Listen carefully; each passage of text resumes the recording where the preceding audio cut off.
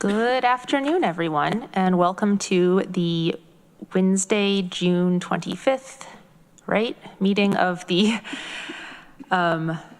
Workforce Diversity and Inclusion Committee. Thank you all for being here. We have member-wise so far, we've got Rob Brown, Rachel Graham, and myself, Veronica Pillar, in chambers. We've got Carmen Arroyo, Nick Bennett, John Halachik, Shauna Black, and Annie Corman on Zoom, which is fabulous, and some wonderful staff and staff alumni guests.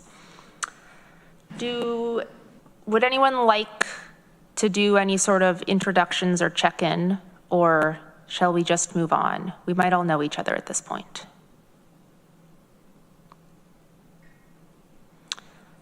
Seeing no clear responses, let us carry on. Are there any changes to the agenda? Seeing none, chair's report. I have only the tiniest report, which is first to give a huge thanks to Charlene Holmes, our Chief Equity and Diversity Officer, and all the members of Team Jedi, and especially the facilitators for putting on a really good effective allyship training on Monday. There were 2 sessions. I went to one of them. I can say that that was well done and helpful, and really great to have a situation where staff from just across the county in random, probably not random, but a wide variety of departments and positions all in a room doing the same thing together. And I'm sure y'all in your reports could talk about that more if you like, but just huge thank you. And the other thing, at an informal conversation at our table at that event, one staff member, we were casually talking about the workplace climate survey, and one staff member pointed out, and a bunch of us agreed, that when we all heard climate survey for the first time, none of us immediately thought like, oh, this is about the climate of the workplace, as in how are the human experiences like in the workplace with coworkers and so on. I immediately thought of like the weather, the temperature, like how's the air conditioning in your building? And so it seems like a little bit of a silly thing, but I wonder if we could rename it to something that names it more effectively. Because this person was also like, name seems silly, didn't really want to fill it out. And this is only one person's opinion, but I don't want people to be turned off by the name.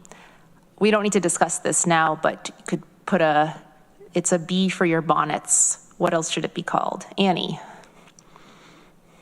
Sorry, I put my hand up before you said we don't need to discuss this now, but just what came to mind was workplace climate. It's because that's what it is. It's a workplace climate survey. So that would be my suggestion.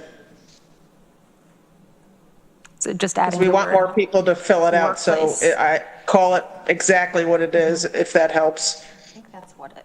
Sorry. Oh. I think that's what it has been called. We just have a tendency to call it the climate survey because it's shorter to say.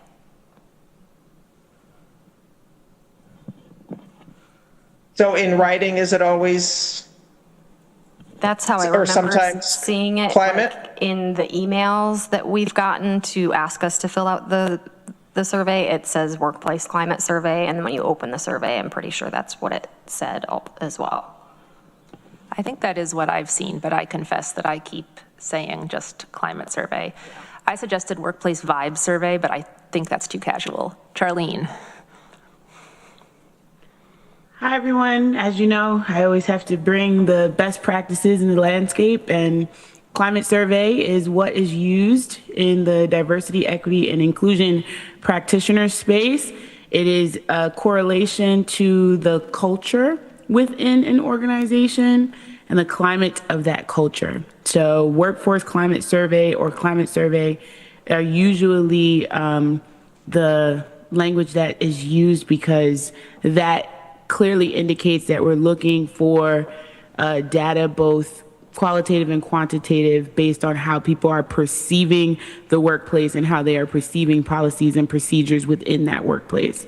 So changing the name could be great, but we also want to stay true to the landscape of diversity, equity, and inclusion and why it's called that, and perhaps give people some more context around that. That is really helpful. Thank you.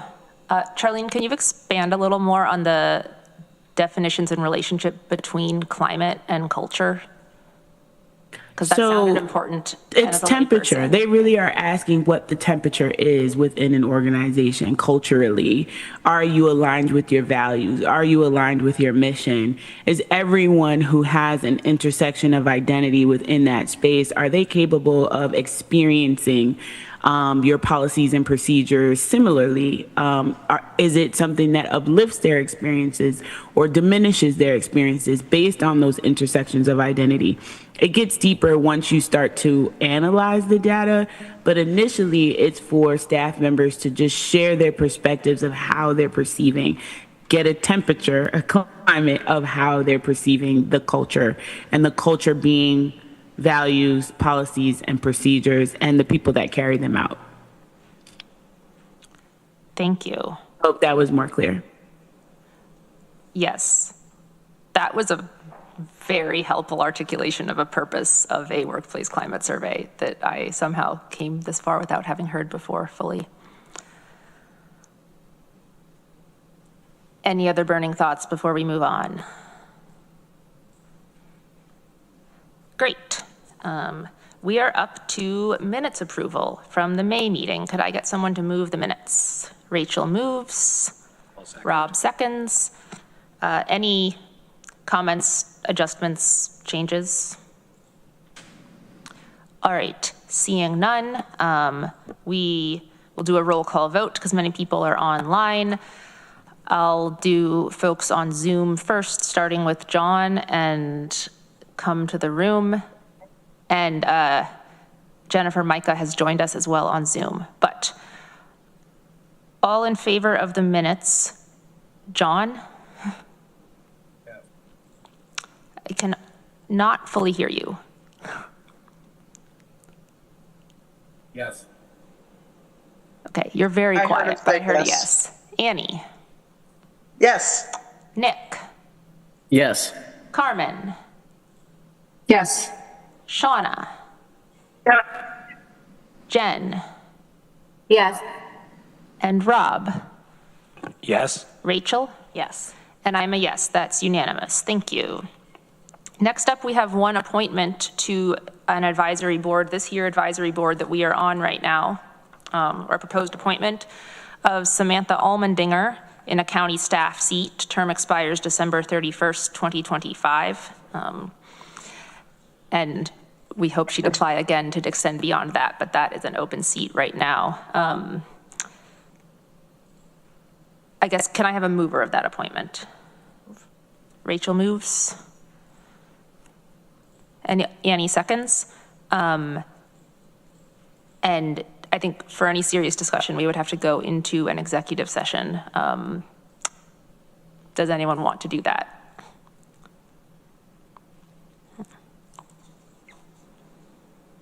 All right, great.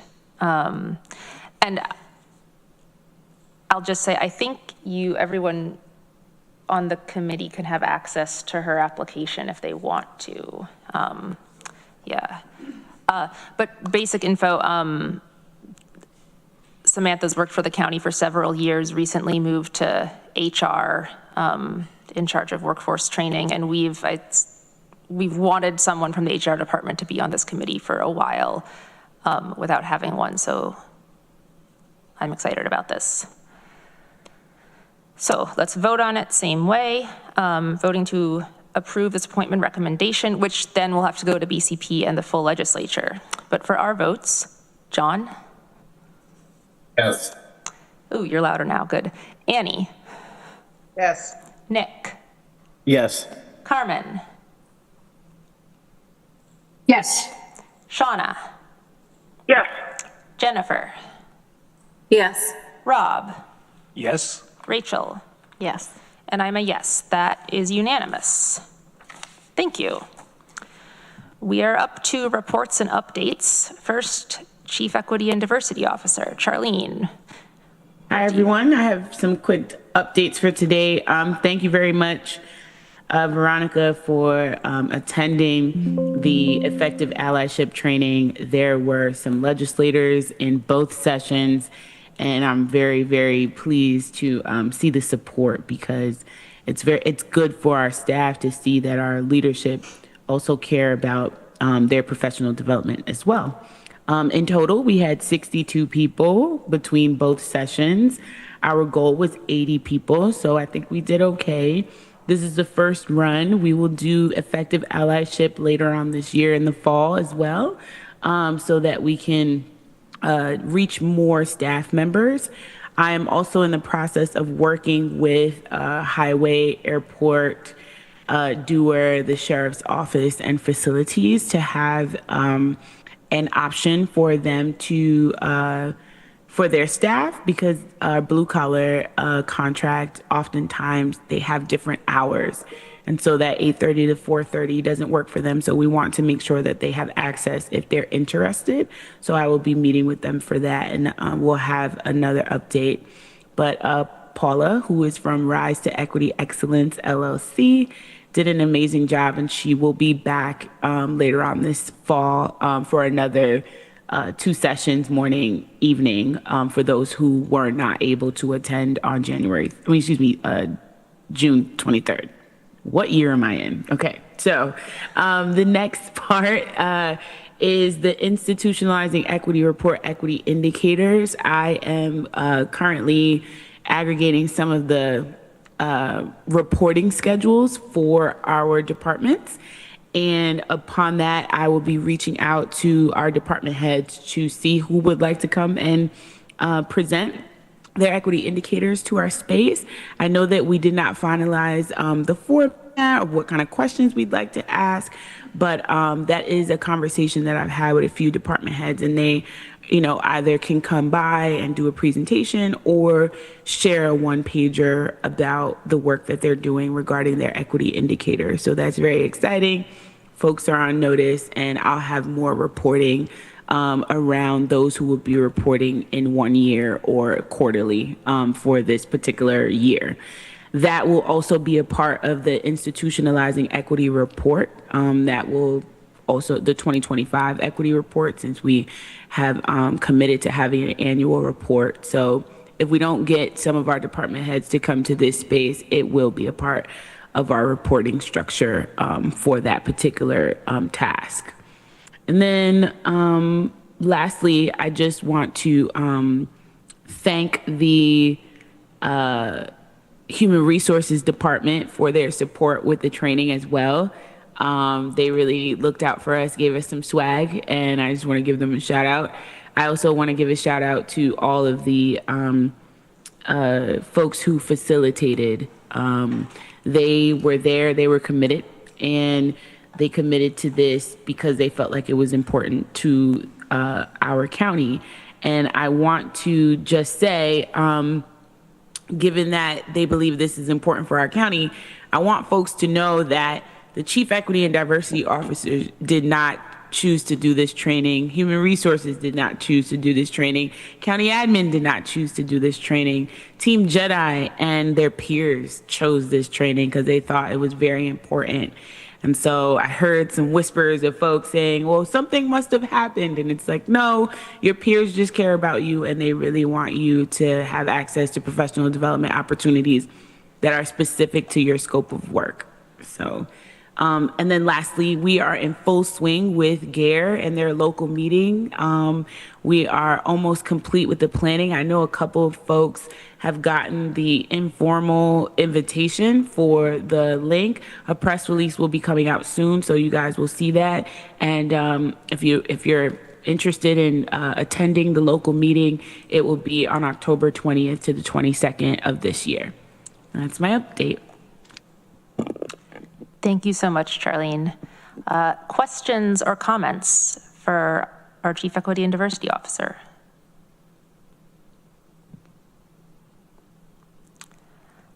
I have a few, if no one else does.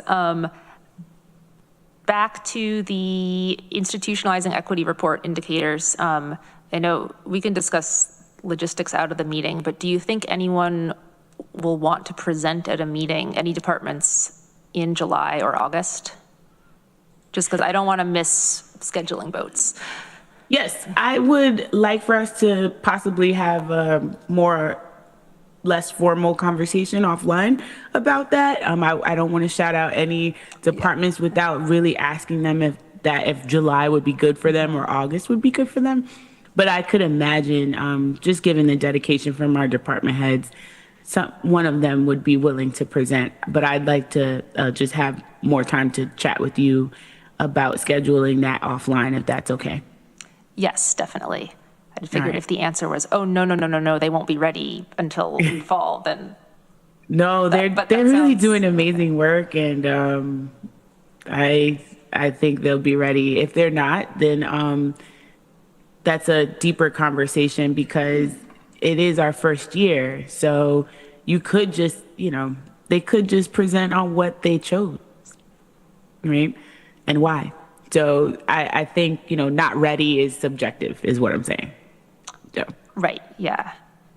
And I think, I can't speak for the whole committee, but a presentation on what indicators they chose and why, and not like data or results from them, would be really helpful and illuminating and educational for us. Yes. Thank you. Another question about the effective allyship training.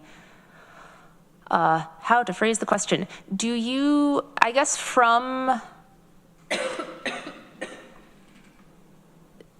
based on anything, do you, and I'll, I guess, extend this to, at least to Rachel, who was one of the facilitators, thank you. Do you have any takeaways from the whole experience that you think this committee would like to know regarding the workplace culture, I guess, and around allyship and non-exclusionary behavior? And another word has escaped my mind, so that's the question. Sure. I'll let Rachel start to answer that, and then I'll fill in any gaps, Rachel, if that's all right. Sure. So I think the turnout was great. I think I would have liked it to be better, but I think it was also sort of short notice for some departments and some staff.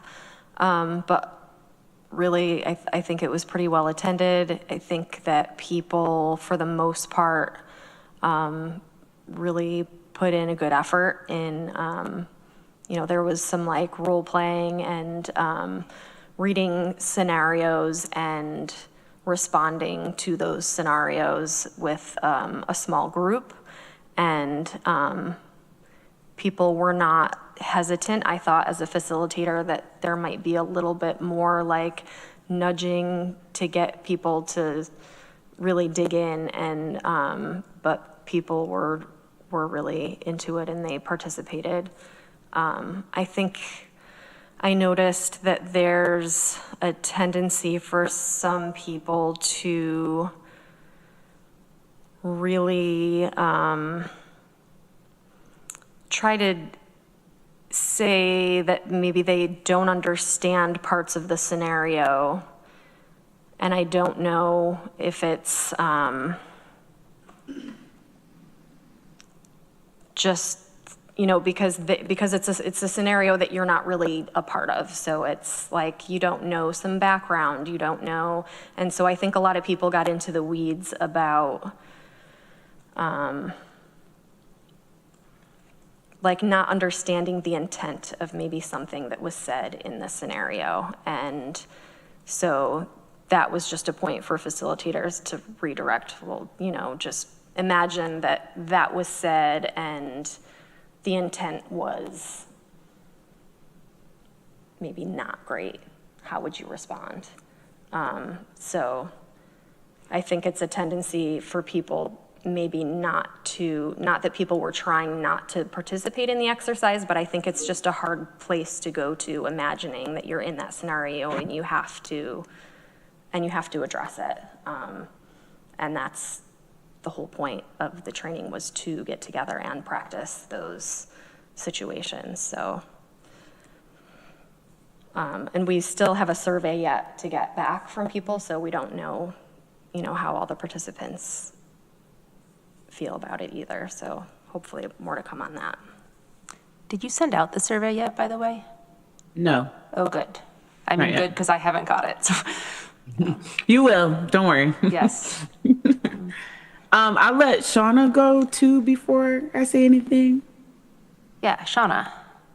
Yeah, thank you. I'm traveling, so hopefully this won't get spotty, but I really enjoyed the training. I thought that I was hanging out with my friends at Dewar yesterday, and it was really interesting to talk over the scenarios and understand their perspective and the intent behind where we were going with that. And so, instantly, whenever I read one of the scenarios, I was like, who would say that? And of course, a lot of people think that and say that. And, my mind jumps to, I don't understand, instantly, like, that's racism. If they're saying that, that's racist. And, and so it was interesting for us to have the dialogue and for me to understand, why people would think differently than I would. And their intent of like not trying to hurt people's feelings, not trying to be offensive, but truly, believing that we're all one color and that, just that we're all, we all have beating hearts and, that type of thing. And so I think it was helpful for me to understand the perspective and also kind of just open up and be vulnerable and realize that I don't think anyone in that group, and sometimes whenever people say things, they're not meaning to be, outwardly racist, or they're not meaning to hurt people's feelings or be exclusive. But I think it was also good for them to hear that even if their intention wasn't there, that it's still hurtful to people, and they could still back and learn from that experience. And so it was good for us to provide the feedback. I speak stupid things off wrong, and it's good for us to understand whenever we do mess up as individuals, and we're called out so that we can apologize and kind of make good and have a conversation that makes people feel better about our relationships. Thanks, Shauna. Yes, I'm so Charlene, happy that Shauna and Rachel shared that piece, because those are all the interpersonal things, right, that happen in the workplace. A lot of folks don't think about that being like retention and recruitment, right? What it looks like to actually retain good staff. What does it look like to have interdepartmental relationships that help advance the organizational mission, goals, and values? So while folks were working on that, something that I think came out of that in my realm when, qualitatively folks came to me about what they experienced was we really saw some great movement from the last workforce climate survey. And they want to see that again. There was a disappointment that we did not move forward with that this year. And that was a part of our commitment through policy and through, the adoption of certain strategic plans and things of that nature.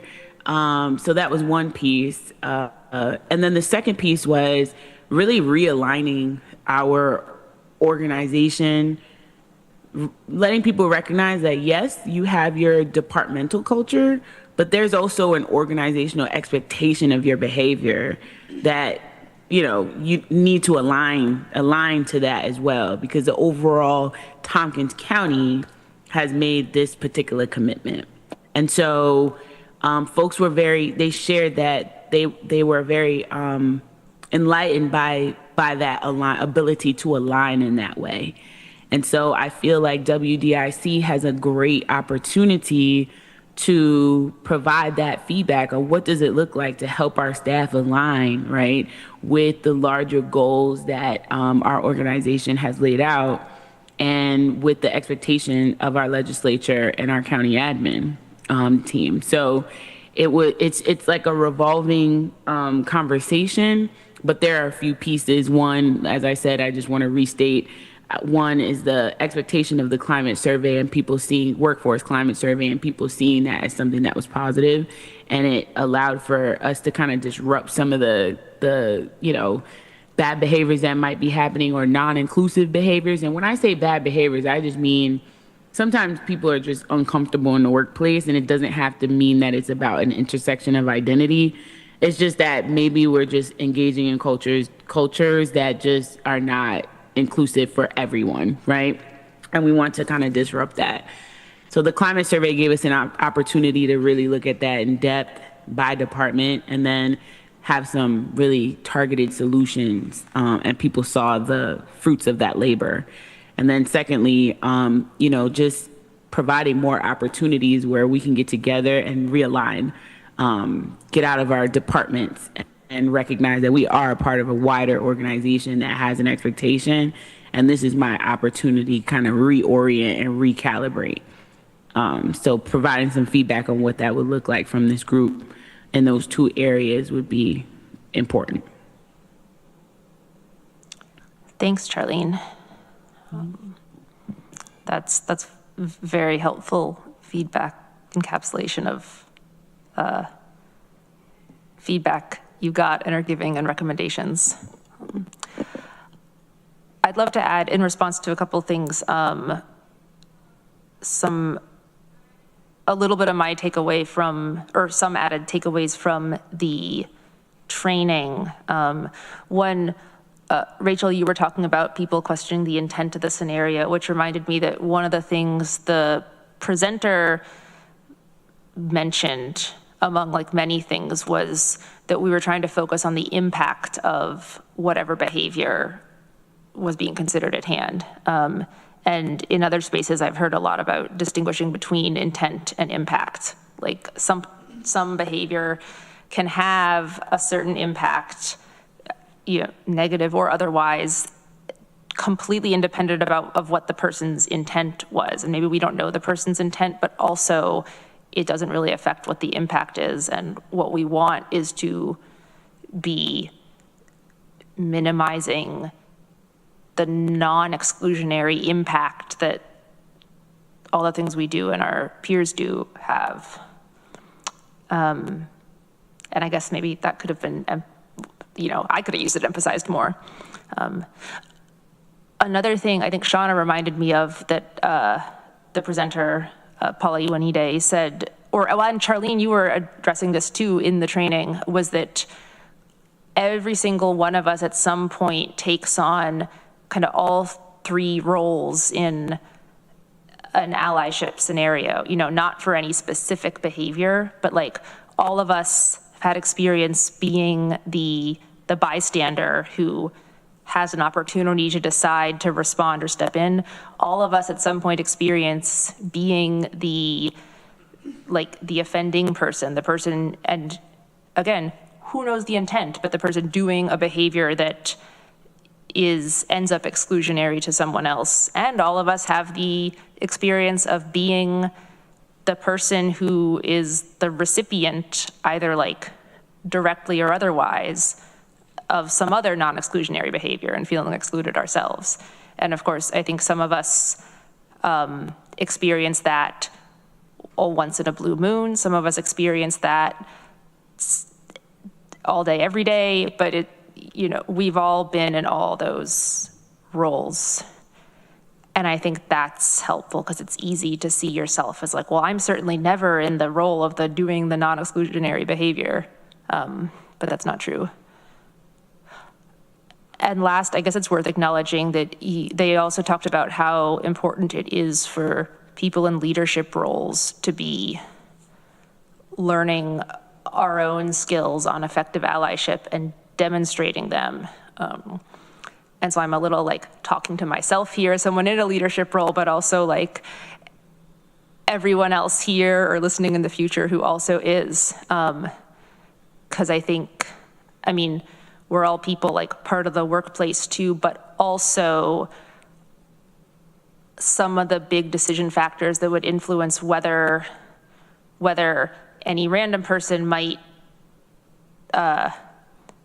step in as an ally in a situation is the wondering, well, like, what is my boss gonna think? Do they think this behavior is okay? Is someone gonna retaliate against me? And even if, like, if you, a leader, know that, like, oh, but of course I don't support any kind of discrimination and I want, like, everyone to step in with any non-exclusionary situation, if you don't consistently model that such that the people around you know this in the, like, quarter of a second decision making they're doing, then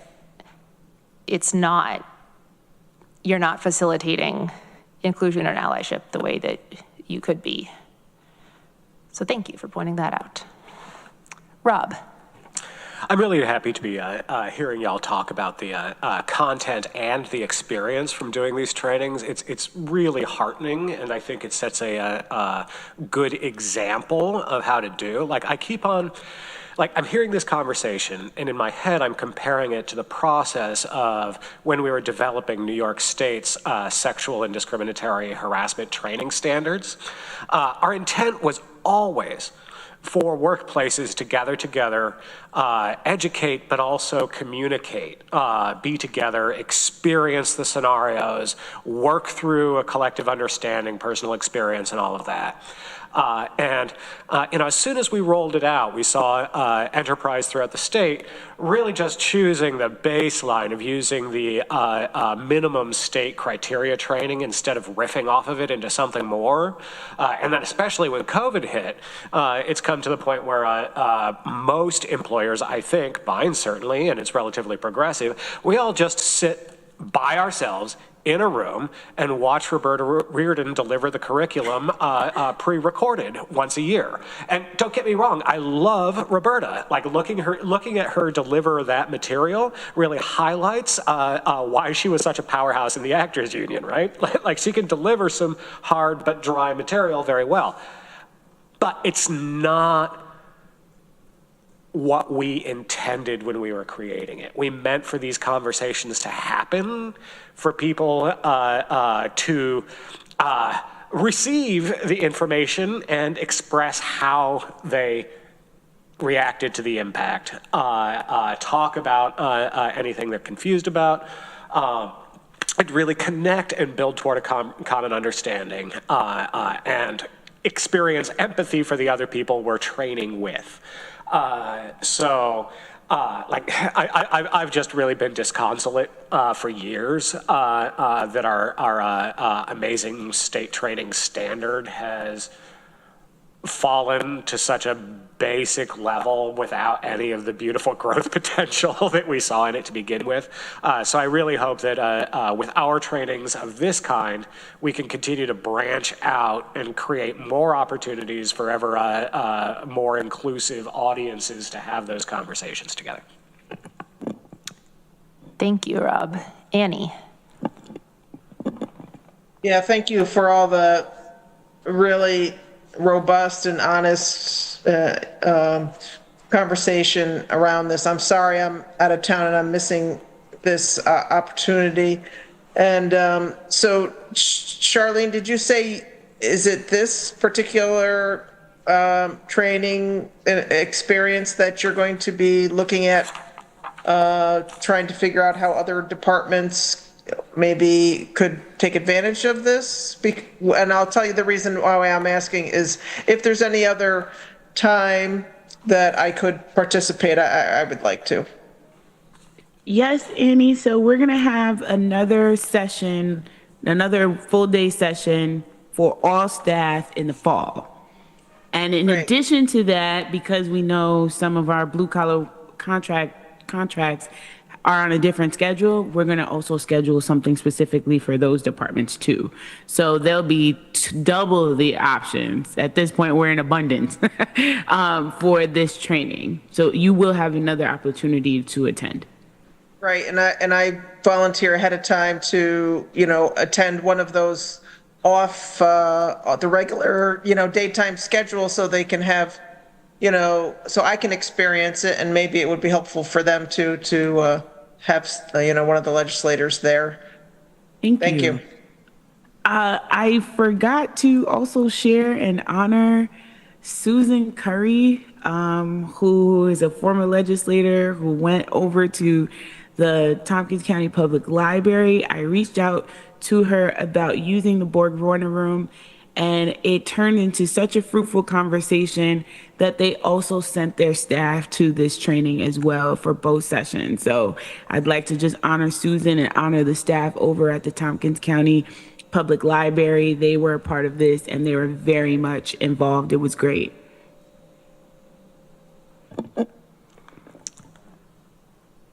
Thank you. Yeah, I saw library staff at the session I went to and was like, oh, that's cool. They invited the library folks too. I wonder how wide it was. Yeah. Corsa, I see you appeared. Did you have something? Yeah, I just wanted to add kudos to Charlene and Susan, because I haven't really been to the library's conference room. It's such a great asset for us as county administration to actually be able to utilize the library. It's such an amazing space. And yesterday we were having a meeting. I was like, why are we not booking the space at the library? Because it's such a great space that we can really maximize its usage. So thank you, Charlie, for highlighting it to us. And I think it's something that we need to really utilize and enhance. And I think it's an additional other spot. We in the county administration have been using our basement. Sometimes we get crowded.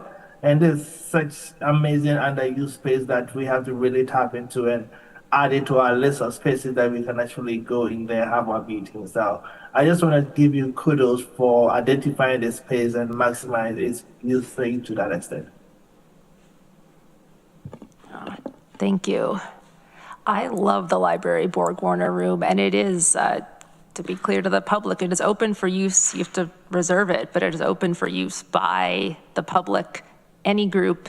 It's fully accessible. The library is so great. Let's protect it. Also, I guess you can't see, I wanted to show off my HR swag. I have a very nice pen. Thank you.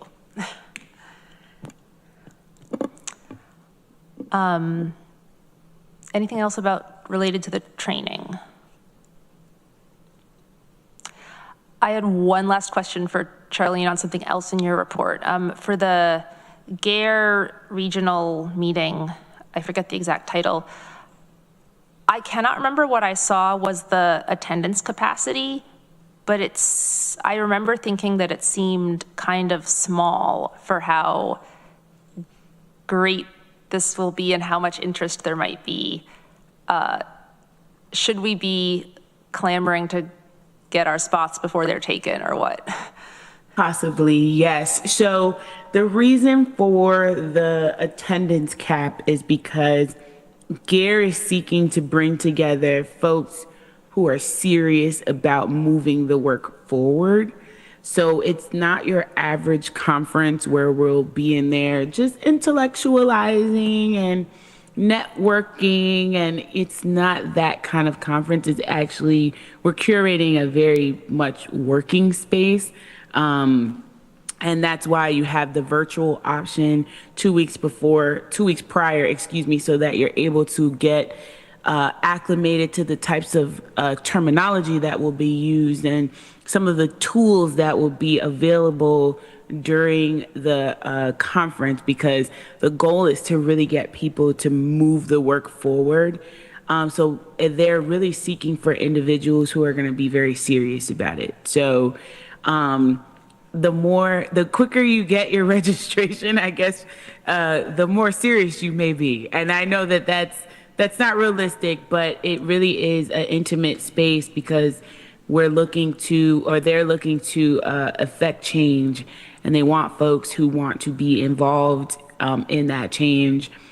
the policymakers, the lawmakers, the administrators, the town supervisors, like the folks who are making those decisions in collaboration with our community, such as the Surge and UPI and URO and GIAC and Southside and all of the amazing nonprofits that we have in the area, and the DCTC and people who are already doing this type of work, but they're seeking to move it forward. So that's a long answer to a very short question, but they really want folks who are very serious about this work to be in this space.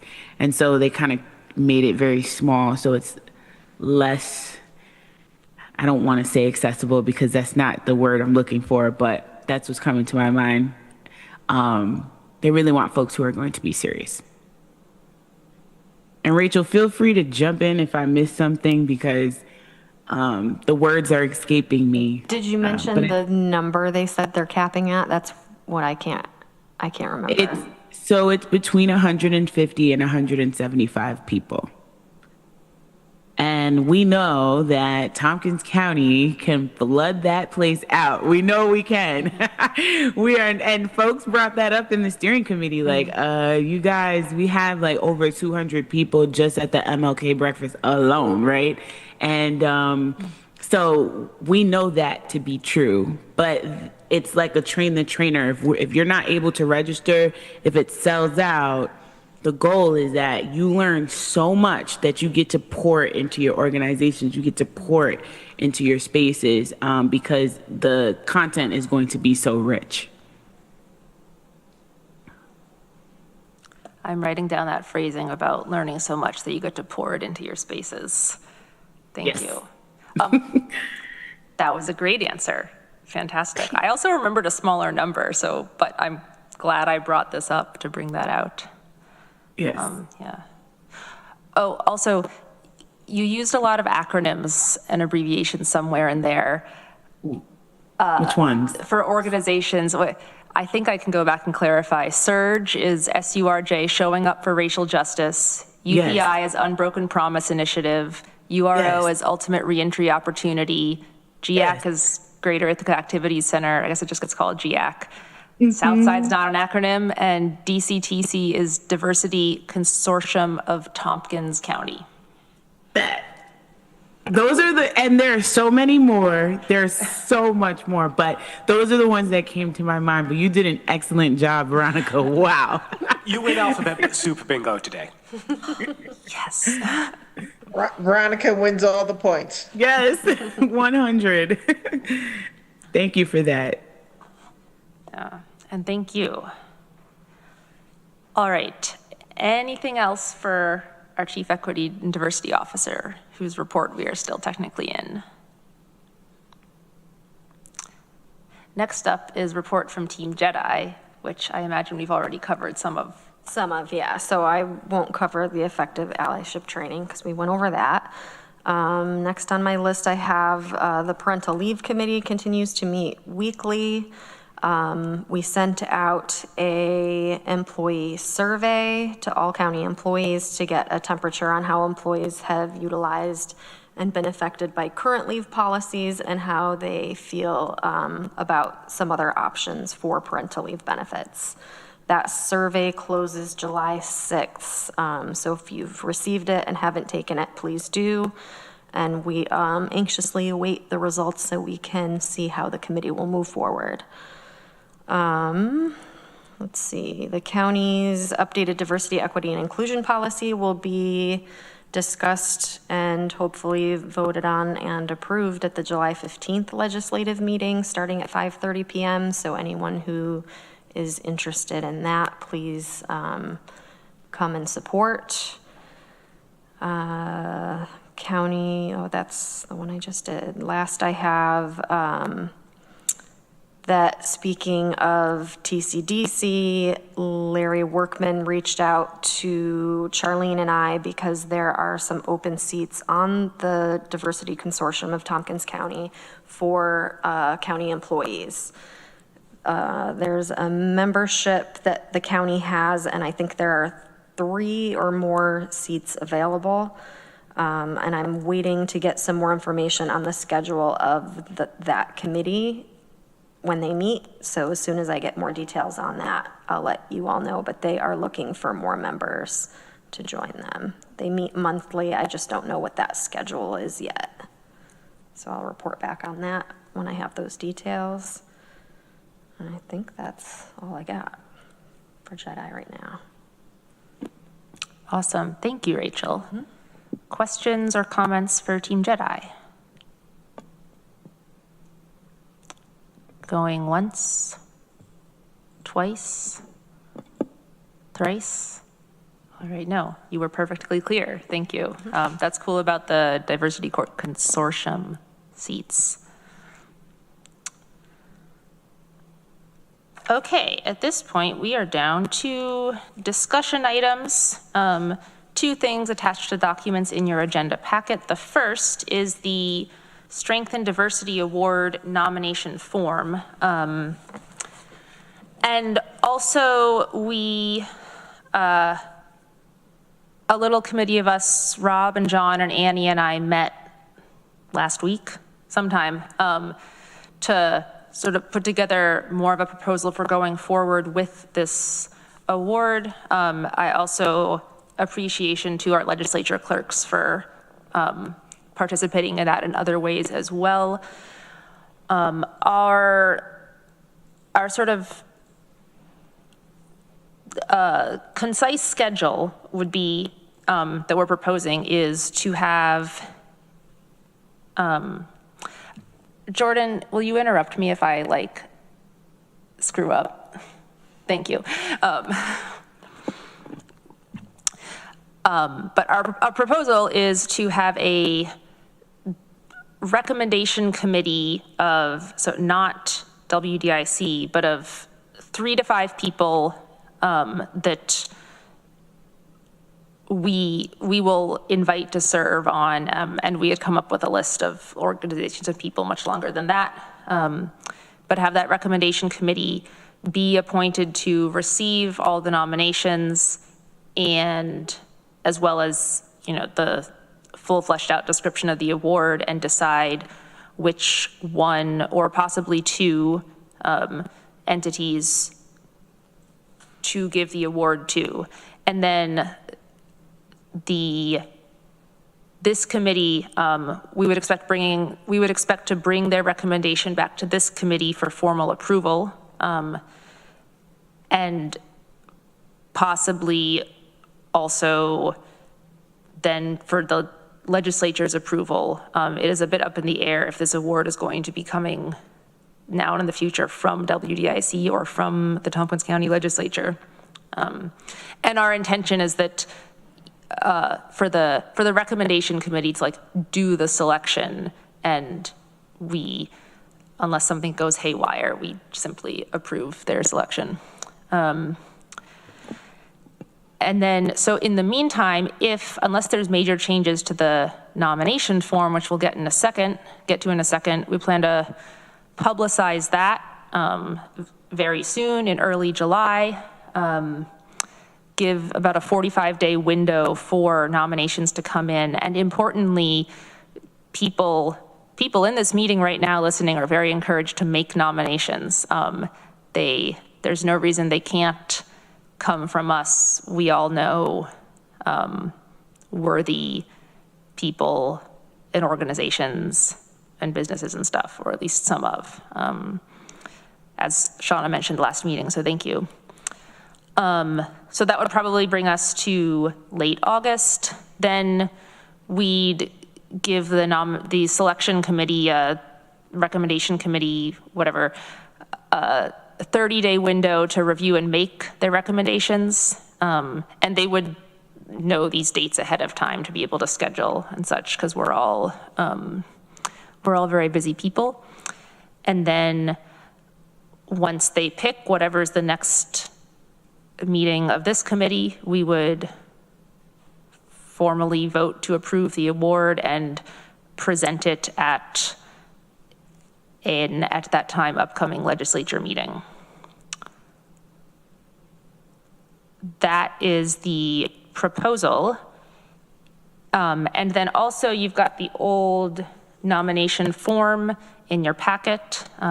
Nick pointed out there's a broken link in there. Thank you for that. We will fix that. But does anybody else have any, I guess, feedback of any type on either this outline proposal or the form itself?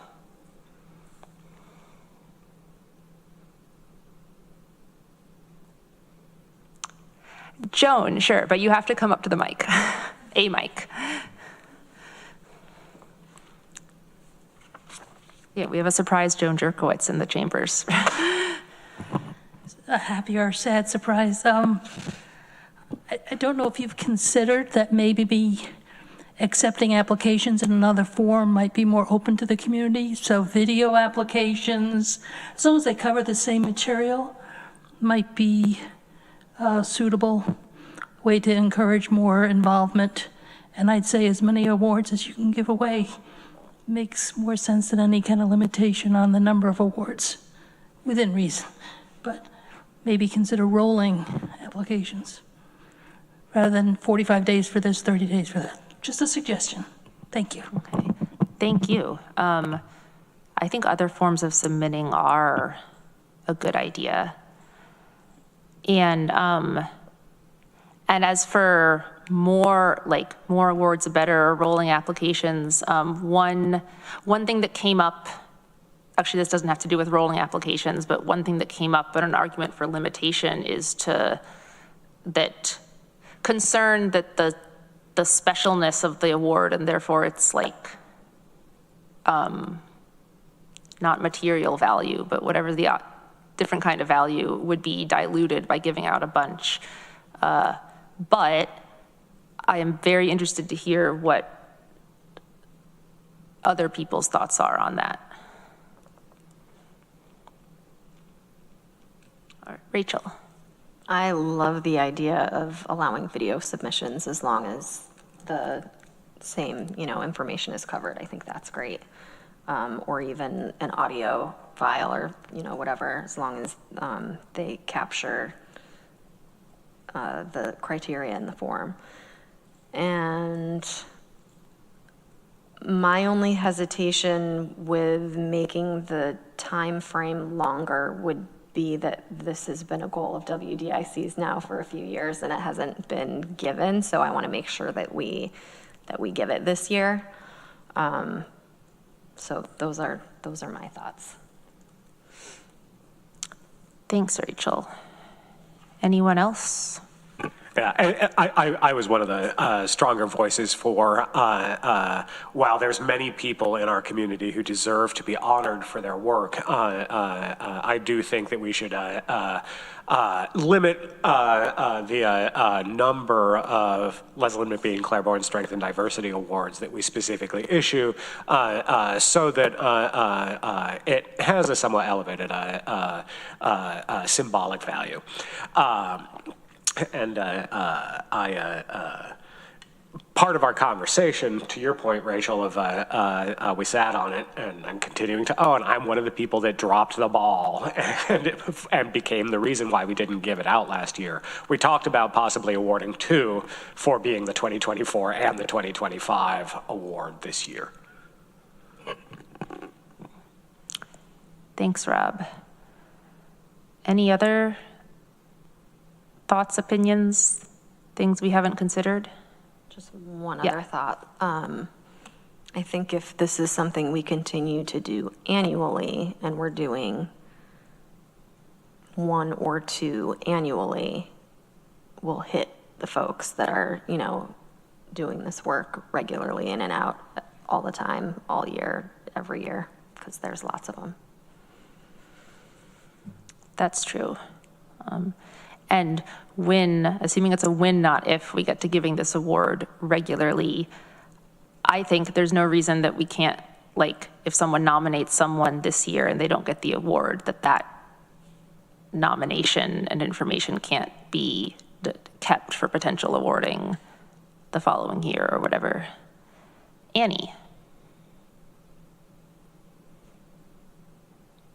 Yeah, just thinking that once we get all, this all kind of like a process going and, we did, there's a lot of, I agree with changing this form, maybe instead of saying fill it out as one option, or, maybe, or send a video or figure out those different options. I think once we get this rolling, we get a smooth process, then I think, we could be, I'd be open to next year. Well, I won't be here next year, but I think next year might be a better time to go, hey, do we want to do something different? Like do it every 6 months, or have categories, and we do 2 awards a year, but they're on different categories or something like that. But let's make it work first and then make it better, or maybe not better, but make it how we want to expand it next year. That makes sense. Rachel. I just want to point out to Annie that even if you are leaving us as a legislator, you could always reapply as a community member to serve on WDIC if you choose. There is precedent for this. A really well-respected person did it. In fact, I hear there's an award named after her. Thank you for that idea, Rachel. Appreciate it. Nick. Hi, I'm just curious about if there will be. I think it's clear in the form that you sent out. There will be paper versions as well, and I'm wondering where those will be located. I'm guessing maybe at county offices, but in terms of getting it out there to the wider community, if that's something that is wanted, I'm just sort of curious about that, and kind of also doing a little push towards the paper physical copies as well. It's just a kind of random comment that I've been hearing from folks the last year is the sort of accessibility going completely in the digital realm and the smartphone realm, like QR codes instead of a QR code with a written out link, right? The sort of access there for a wider audience, a wider range of folks. So I'm just kind of putting that out there, and I'm just curious where strategically y'all were thinking of having these. Thanks, Nick, and thanks for sharing the broader thing too.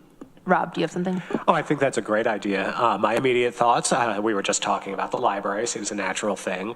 And we could invite the towns to make them available at their town halls or town libraries. Thank you. I think last time we did a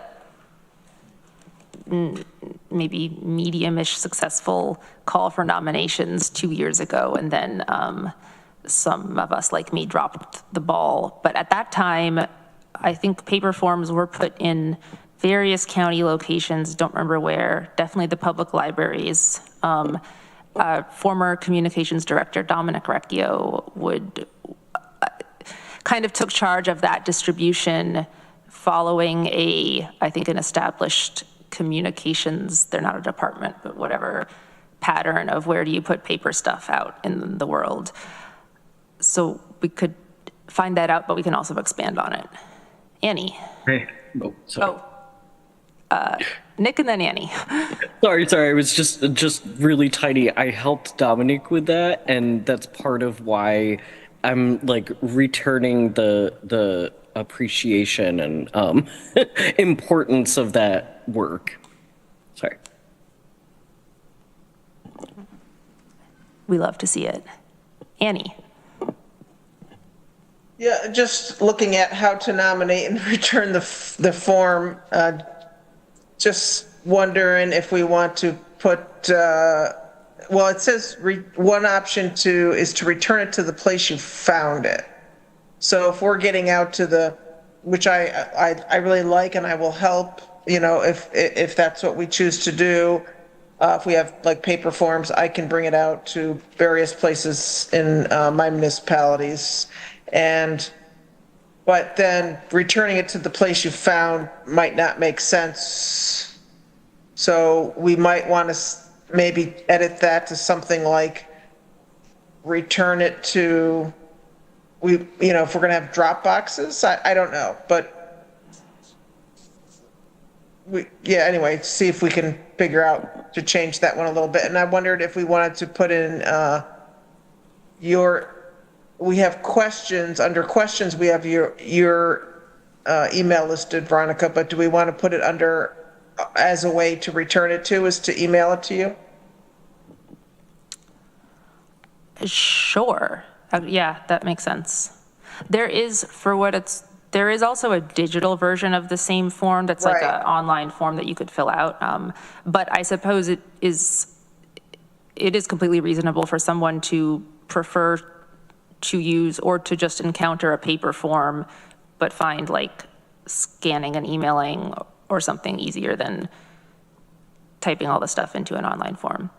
Shauna. Right, they could fill it out, and take a picture and then email it to you or something. Yeah, good idea. Shauna, and then Nick.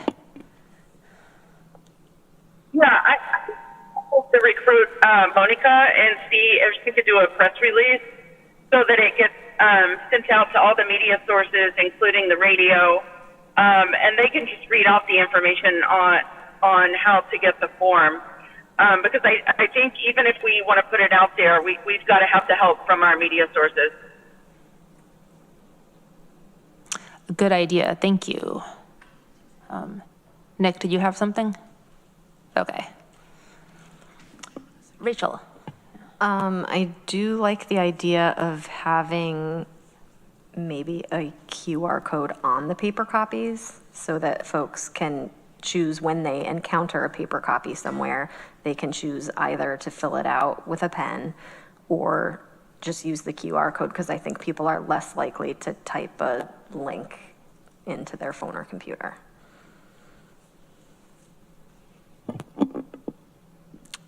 That makes sense. We can do both.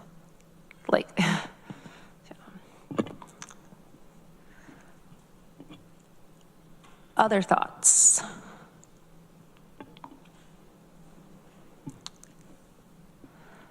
So I think one thing to do before, I guess, announcing this and, is asking Monica, our current communications director, to help with the dissemination, edit the form appropriately as we described, but also come up with, I guess, clear instructions for people to submit in other, I don't want to say forms, in other ways, like audio or video message or something. I think if it's okay with folks, we could, the same group of us who met before or anyone else who's interested could figure out the detailed language of that and run it by everyone over email.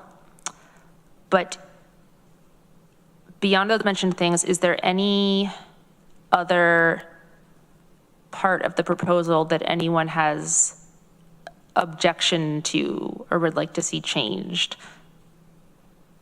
If not, I think we'll try to start rolling this out between now and our next WDIC meeting.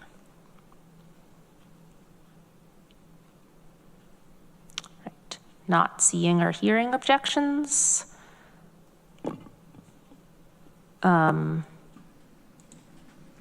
And that's probably all we need for that then. Does that feel right, Jordan? Feels right to me. Does anybody need to see the form? I can share the screen to show it if you would like. Oh, does anyone need to see the form? Who doesn't already? Okay. I think we are good for now on the award process. Thank you all.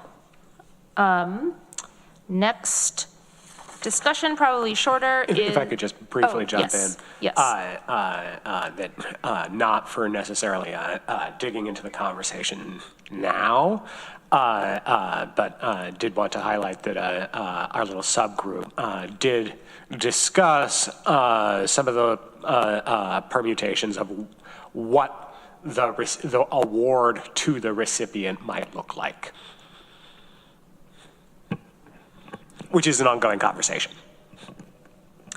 Yes, thank you for that. And we can also share out some of that information thinking by email to you all. No concrete decisions at this moment.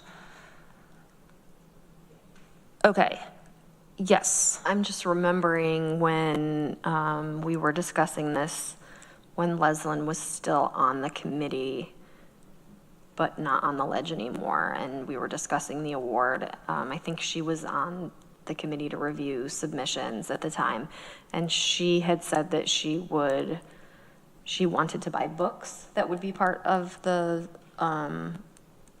whatever the award was. So I just wanted to raise that again, because I'm sure she'd still be interested in that.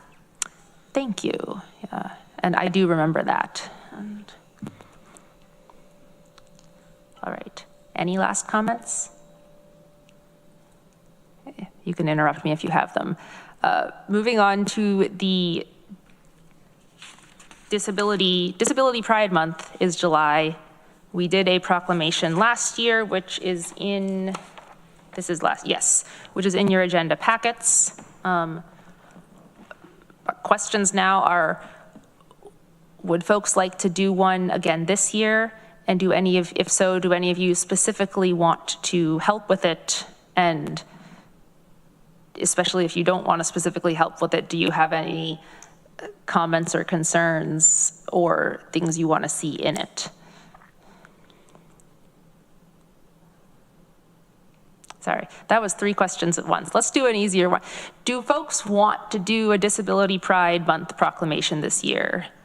Maybe give me some indication of yes or no or don't care. I'm seeing some thumbs ups. I'm not seeing any no's. Great. Does anyone want to help with this offline specifically? I would help with that. Rachel, thank you. And I will help with it too. Does anyone, regardless of that, have, I guess, any problems with last year's proclamation, which we can always base things on, or specific things you want to acknowledge, mention, whatnot? Veronica, just my regular notification when it comes to proclamations. So with our next legislature meeting being on the 15th of July, and the agenda going out on the Tuesday, the 8th, it looks like the submission deadline for this proclamation will be on Friday the 4th to be reviewed by the legislators in agreement to go on the agenda. Thank you. That is helpful. Even though that's a By holiday. which you probably Really, mean Friday Thursday the the 4th or 3rd. Thursday the 3rd? Yeah. Let's do the 3rd. Yep. Okay. Sorry. Was just looking at dates and not looking at Yep, what they mean. Sorry. thank you. All good. Also, if anyone's got suggestions also of people or organizations that we should work with around such a proclamation, I think we consult, well, certainly at least like reached out and communicated with Flick, the Finger Lakes Independence Center last time. I don't fully recall what happened after that.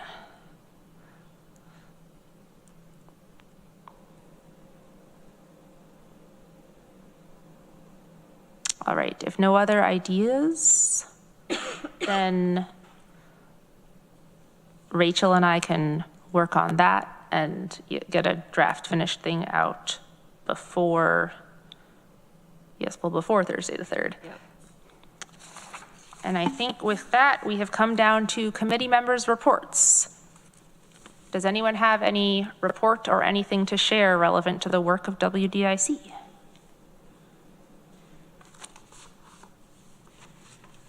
Nick.